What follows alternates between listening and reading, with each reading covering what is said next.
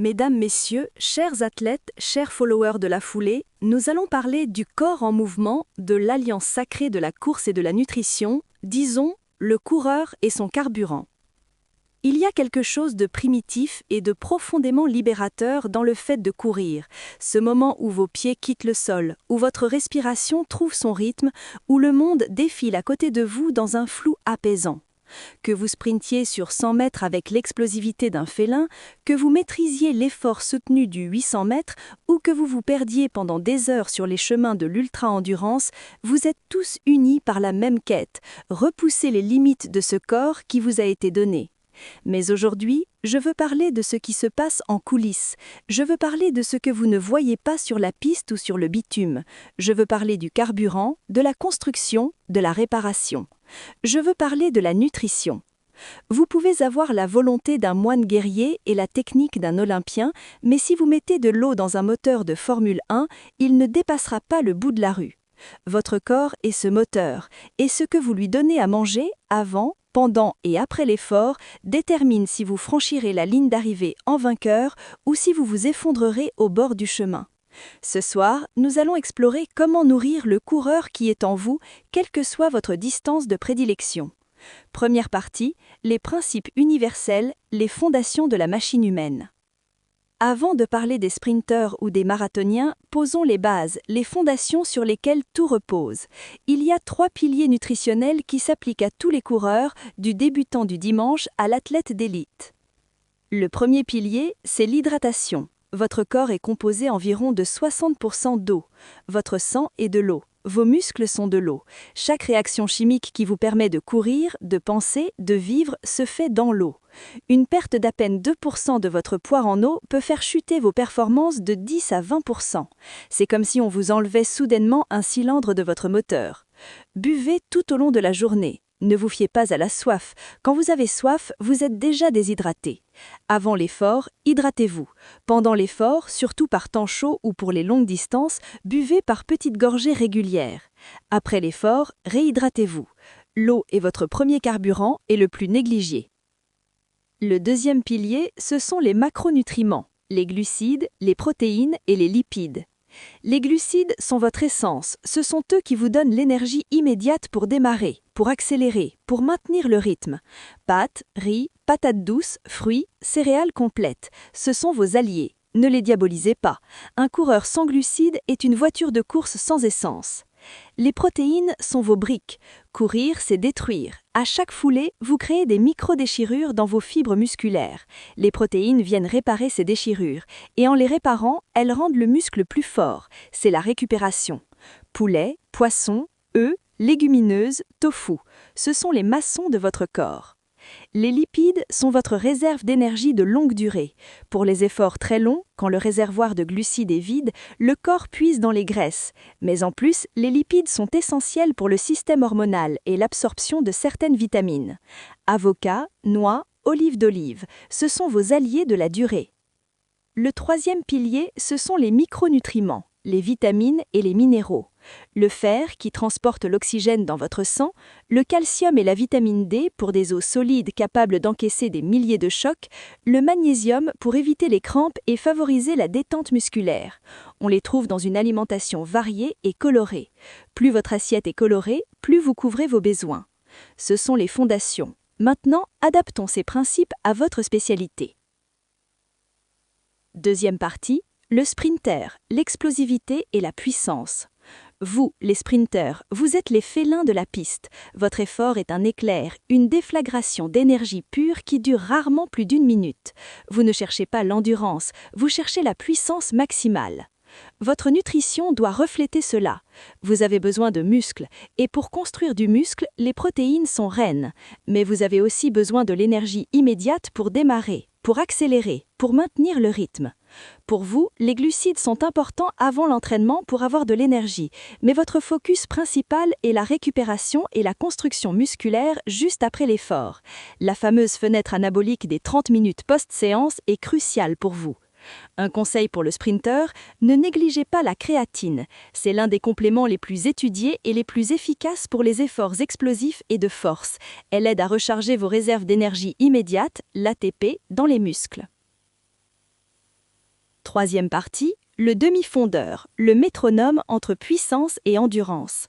Vous, les demi-fondeurs, les 800 et 1500 mètres, vous êtes les métronomes de la piste. Votre course est un équilibre parfait, et votre nutrition doit l'être également.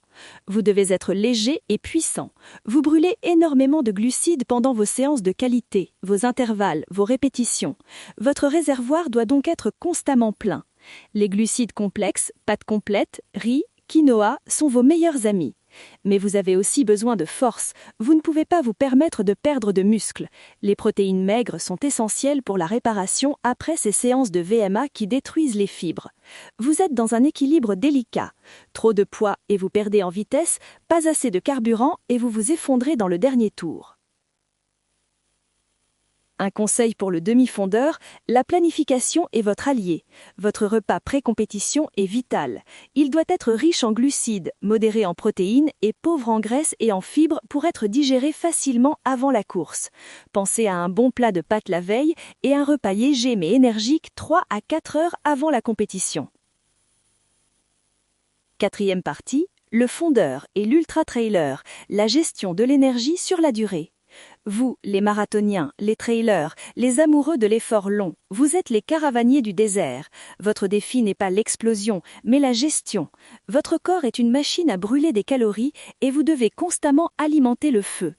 Votre ennemi numéro 1, c'est la fringale ou le mur, ce moment terrible autour du 30e kilomètre d'un marathon où vos réserves de glucides, le glycogène, sont vides et que votre corps se sent comme une voiture en panne sèche. Pour l'éviter, la règle d'or est de s'entraîner à s'alimenter. Pour les efforts de plus d'1 heure, votre corps a besoin d'un apport constant d'énergie. C'est le règne des gels, des barres énergétiques, des fruits secs, des boissons de l'effort. Vous devez trouver ce qui fonctionne pour votre estomac et vous y tenir. L'entraînement, ce n'est pas seulement pour les jambes, c'est aussi pour l'intestin. Votre alimentation au quotidien doit être riche en glucides complexes pour faire le plein, mais aussi en bonne graisse. Sur les très longues distances, comme un ultra-trail, ce sont vos réserves de graisse qui vous permettront de continuer quand les gels n'auront plus d'effet. L'adaptation métabolique est votre Graal. Un conseil pour le fondeur, ne testez jamais quelque chose de nouveau le jour de la course. La veille, mangez ce que vous connaissez. Pendant la course, suivez votre plan nutritionnel à la lettre même si vous n'avez pas faim. Quand vous aurez faim, il sera trop tard. Mangez avant d'avoir faim, buvez avant d'avoir soif. Cinquième partie, des recettes pour le coureur. Passons maintenant de la théorie à la pratique avec quelques idées pour votre assiette. Pour le petit déjeuner du coureur, pour tout le monde, le porridge du champion. Faites chauffer du lait végétal ou animal avec des flocons d'avoine. Ajoutez une cuillère de purée d'amandes, des bons lipides, une banane écrasée, des glucides et du potassium et une poignée de fruits rouges, des antioxydants pour combattre l'inflammation. C'est un mélange complet, équilibré, qui vous cale pour des heures. Pour le déjeuner du sprinter, focus protéines, poulet mariné, quinoa et légumes roastés au four.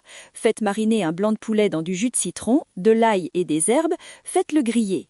Servez-le avec du quinoa, un glucide complet riche en protéines, et des légumes de saison roastés au four avec un filet d'huile d'olive. Simple, efficace et parfait pour la construction musculaire. Pour le dîner du demi-fondeur, charge en glucides contrôlés, saumon, patates douces et haricots verts. Un pavé de saumon gras, oméga 3, excellent anti-inflammatoire, cuit au four. Une patate douce écrasée avec un peu de beurre, des haricots verts vapeur. Un repas qui fait le plein d'énergie sans alourdir.